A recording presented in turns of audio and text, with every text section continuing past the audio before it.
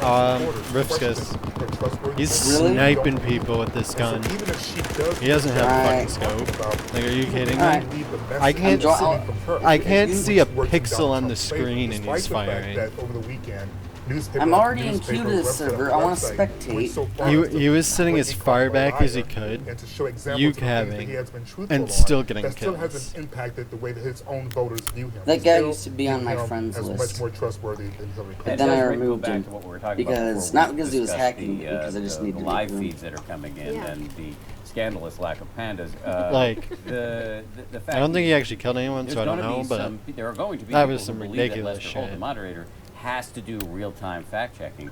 As I understand it, the people from the Commission on Presidential Debates have said, we don't expect that of a moderator, and some former moderators have said it's just too much to ask. Wow, I did bad. Nonetheless, when you have a candidate like Donald Trump who's been accused of lying... Okay, apparently I'm joining the game. I'm not sure if I'm joining as a spectator or as a player, but either way, I'm just going to do it. And it's unfair to the American people, too, because, you know, we're talking about the spectacle of this, and anywhere between 80 to 100 million people are expected to watch this event, and many of these people are honestly on the fence. What if I report these guys with this video, with the debate audio in the background?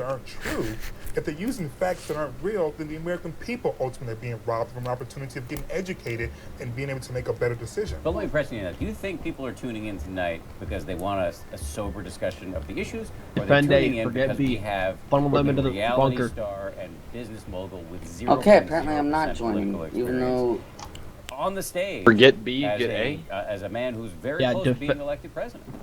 I believe there are hundreds of thousands of people. You mixed yourself up, bud. There are millions, tens of millions that want to. Or forget B. Right? They want to see the spectacle. Defend A. What is he going to say? How is he going to defend A. Absolutely, they want to be entertained by this. But there are Thought it was the other way around. thousands of people who honestly don't know. They are the people. Oh wow, he's still disdaining uke-having. Or Governor Johnson. They are the ones who are saying, I might just stay home. How do you uke-have on this map? So like, they weren't doing that on actually, like... Who really are sincerely trying to make a decision, and, you know, when we look at the numbers, those thousands make a big difference. I mean, the race is so close, particularly in battleground states like Colorado and Pennsylvania. There's snipers outside A. Be careful.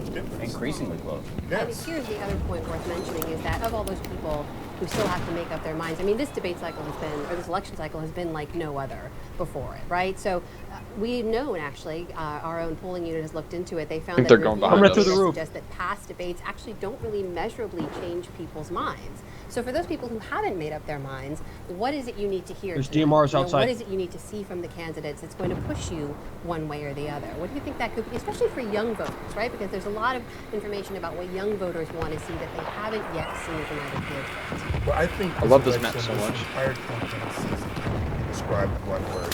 That's change. Oh, someone's sniping him. Change.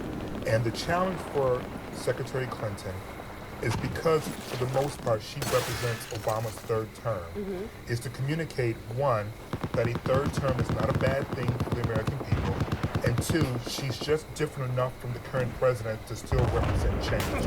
Donald Trump, for all the things that he has said, all the things that he has or has not done, the one thing he does represent is change. And when you look at the number of young people who voted this is really entertaining gameplay. I didn't tell you to come back. This is a 75-year-old white man. Well, you said he started shooting people across the map, so I came back. Hey, I'm the spectator here, not you. Gary Johnson, 63. You're the guy that has like AP to do. I did that, part of it. These aren't young people we're talking about here. These are senior citizens, and yet they still represent change. So the question is, how does Hillary Clinton communicate That's a pretty change? dank Because it camo. isn't just about being young, obviously, because none of those her What, the white one? I'm not young, but I do think that it's the Youngish. Youngish. Not so. Thank you for saying that. Now I feel slightly better. But I think the real issue here is authenticity. That is. I actually sacrificed my stats to go get it. It might be a surprise to some of you, but I did. Dude, it's an unranked server. That you have to you have to go into a ranked server for part of it. For like the quick part. What's the difference between a ranked and unranked? Who's one of our reporters is talking to people in this. Wow! Congrats! You're on a server for like 5 minutes, if that. But I lost skill. Been involved in multiple sort of campaigns and candidates watching all of this race. Are you surprised at how close the I'm glad I kicked you. how close they have become in the last few weeks. Did any of these sort of new polls really shock you? That's No, really I mean, I boring. think everyone always Can you go back to sniping people? Yeah, there's that Eccleo some memes people who guy. were kind of in a bubble and thought that, no one would ever gravitate. All right, I'm gonna go. But it's not surprising. See ya. The Later. Republican Party has Later. lined up behind him. Like the latest sign of that was Ted Cruz endorsing him this past week. And we Was live in that, polarized Air? times, so No. I think it's important. Air doesn't There's try. a small sliver of undecided voters out there now. It's a good opportunity to communicate with them. It's also a great opportunity for Hillary Clinton to communicate Air's like with the members of the ridiculously base good. who aren't that motivated right now, because we need to make sure that I say as he just young completely voters, whiffs. Black voters, Latino voters, they might not necessarily be voting for Trump, but we need to make sure that they turn out and vote on election day. And is there something that you think sort of would help with that? Yeah, a affirmative, big, aspirational message.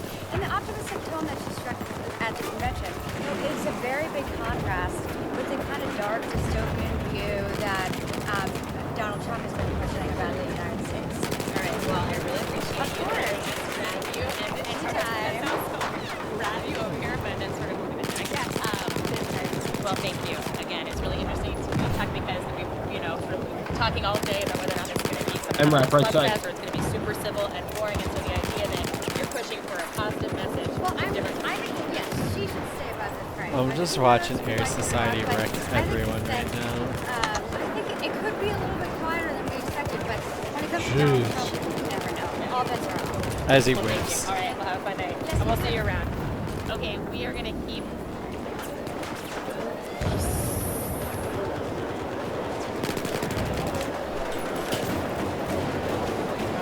Thank you, guys.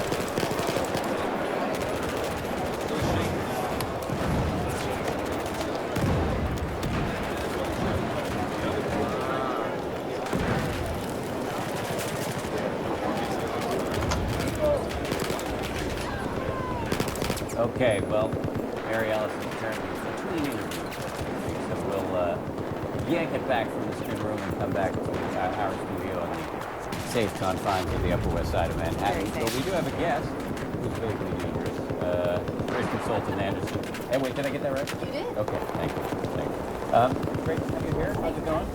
Are you as excited as the rest of us are about this? I'm excited because I have no idea how this is going to turn out. It feels like there are 800 different ways this could go. Wait, if you had to pick a most likely direction, what would it be? Of those 800. I am guessing that Hillary Clinton's goal will be to try to energize her supporters, to get out there, to really throw some punches, to Holy show she's shit, not that's a low lot of 'em. energy, to sort of temperamentally combat the idea that she's just a sort of a boring, typical, she's the competent, safe choice. I think she'll also want to, fire things up.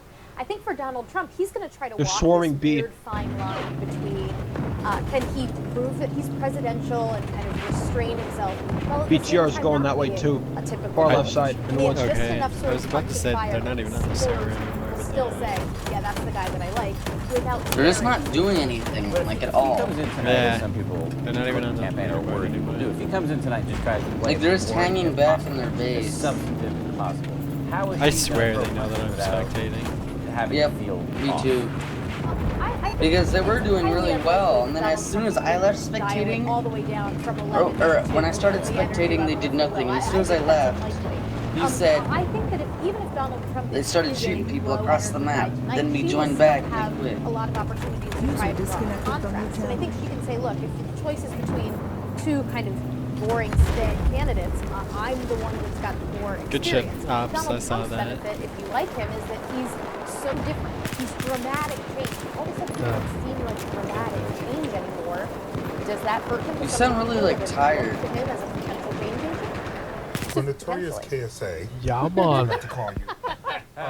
Tired or high, one of the two. That's great for you. Yeah. Start when I called her vaguely dangerous. Is that what happened? No, like she's that. always been notorious. Oh, she has? Okay.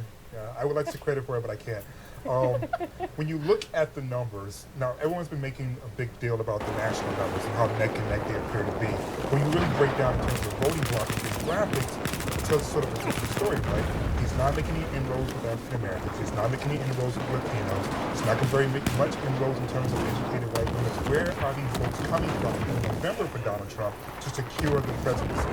So right now, Donald Trump is running a strategy that is somewhat similar to what Mitt Romney had been done 4 years ago, which is run up the score with white voters who tend to go to the polls a lot, sort of the Republican base, and hope that that's enough.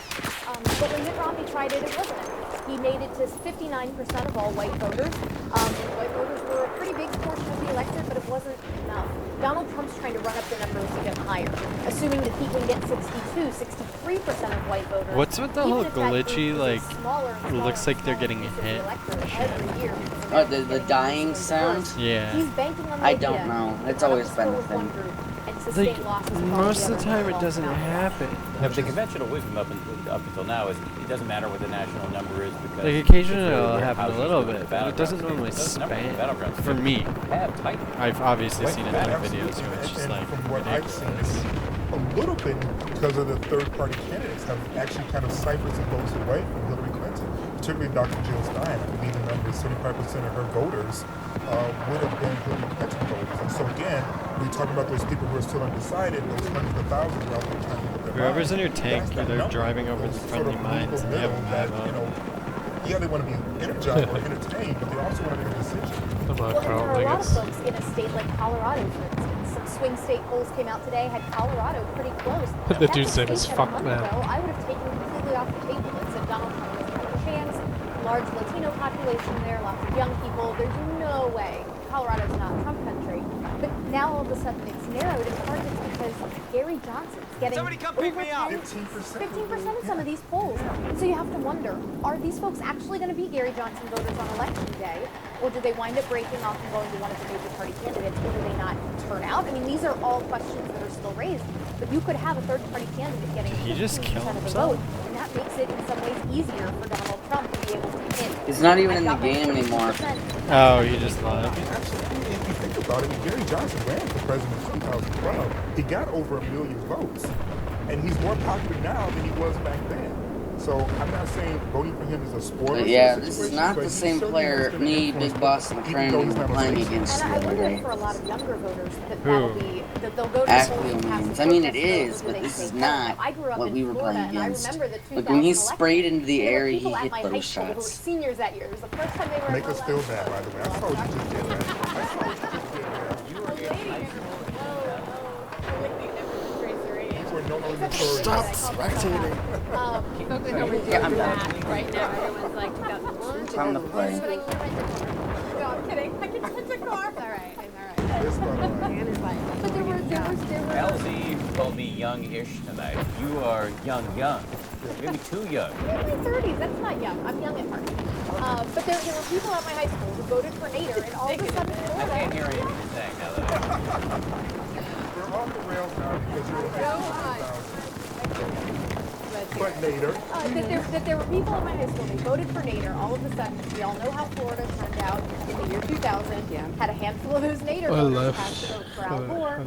The whole history of the last it's the same map next to afterwards. It's the daylight version, which is so stupid. Older millennials may remember what happens when you have these. I think that's on glitch though, as of But if late. you are a younger millennial, if you were in elementary school when 9/11 happened, I mean, you may not have any frame of reference for what a spoiler candidate can be. So this can vote for a third-party candidate feels like, yeah, I'm going to do that. Let's break up the system, and that's a completely legitimate choice to make. But it'll be interesting to see if there's a difference between younger and older millennials on how many of them break for third-party candidates. And Bernie Sanders just today has been trying to get those individuals to not have a protest vote, to vote for Hillary Clinton, talking about the very thing you're saying, that those few thousand votes can make a huge difference, not just in this election, but in the actual course of the entire nation. Well, let's talk back about what's going to happen on that stage tonight now, because the biggest criticism of Mr. Trump so far has been that there hasn't been a lot of specific policy that we've heard up until now. Do you think there's any chance? You don't think the secret plan to defeat ISIS? It's so secret. He knows more than that. It's so secret that I have no idea. But do you think there's any chance we see any of that tonight, or is this going to be the same Donald Trump we've seen up until now? So what's fascinating about Donald Trump is that in some senses he actually is kind of specific on some policies. What I mean by that is, I'm going to build a wall.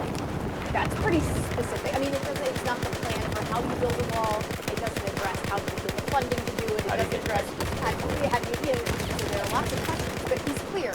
I'm going to build a wall. Right. I'm going to renegotiate trade deals with China, even if we don't have trade deals with China to renegotiate. I mean, he is still, this is the outcome I'm going to achieve.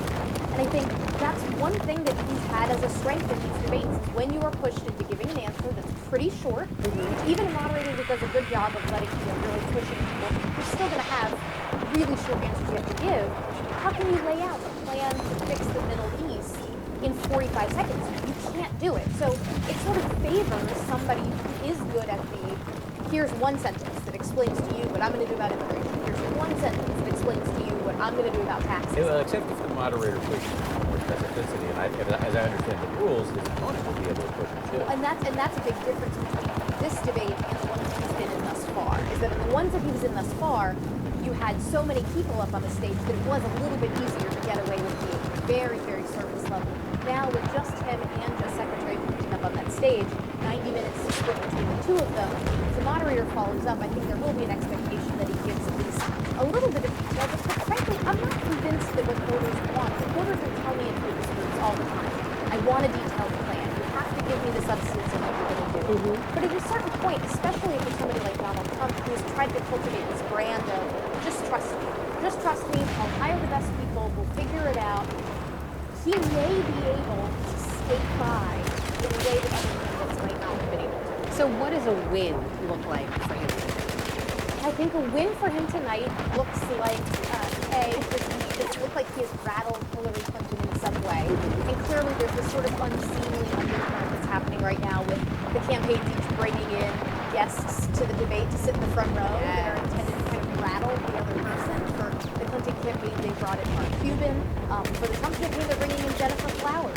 I don't think she's there. I don't think she's actually. She's not actually. There's been all I think they're bringing in so there's all of this, trying to psychologically, play games with the other person. I think Hillary Clinton has proven over a long time that she's a pretty tough cookie. That it'll be. I'm certain that her debate prep involved taking a lot of sort of.